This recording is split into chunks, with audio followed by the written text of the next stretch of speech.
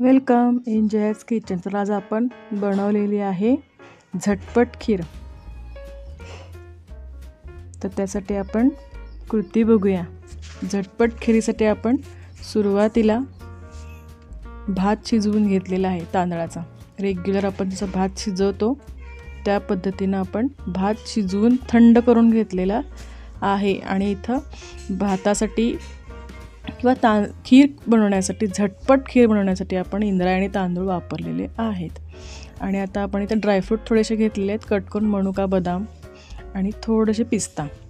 तर ते दूध सुद्धा आपल्याला इथं लागणार आहे, साखर आणि तूप।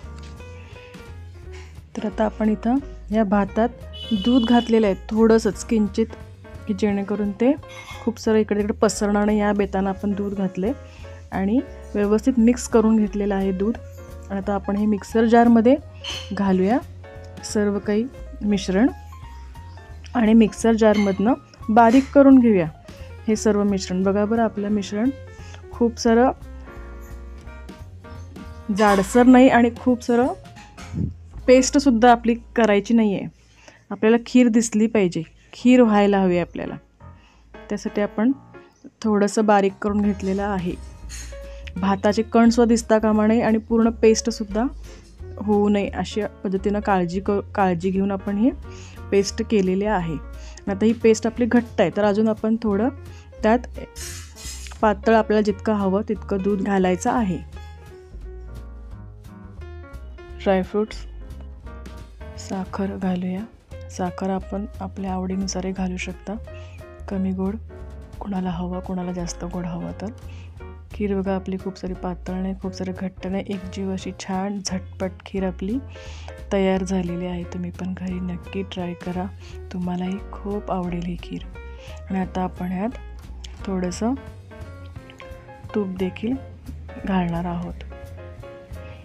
बघा बरं, आता आपण एक चमचाभर तूप आपण त्यात घालूया, म्हणजे अजून आपल्या खीरीला छान अशी टेस्ट येईल। आता हे सगळे जिन्नस आपण एकसारखं मिक्स करून घेऊया। साखर देखील आपली विरघळत आहे आणि तूप देखील आपल्या खीरीत छान असा मिक्स होत आहे। खाली आता आपण गॅसची फ्लेम कमी ठेवलेली आहे। बघा बरं, आपली खीर किती छान झालेली आहे, दाणेदार झटपट खीर।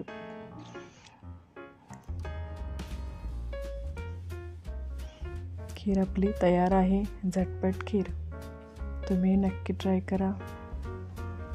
व्हिडिओला नक्की लाईक करा, कमेंट करा, शेअर करा, सबस्क्राईब करा, बेल आयकॉन दाबा। खूप खूप धन्यवाद।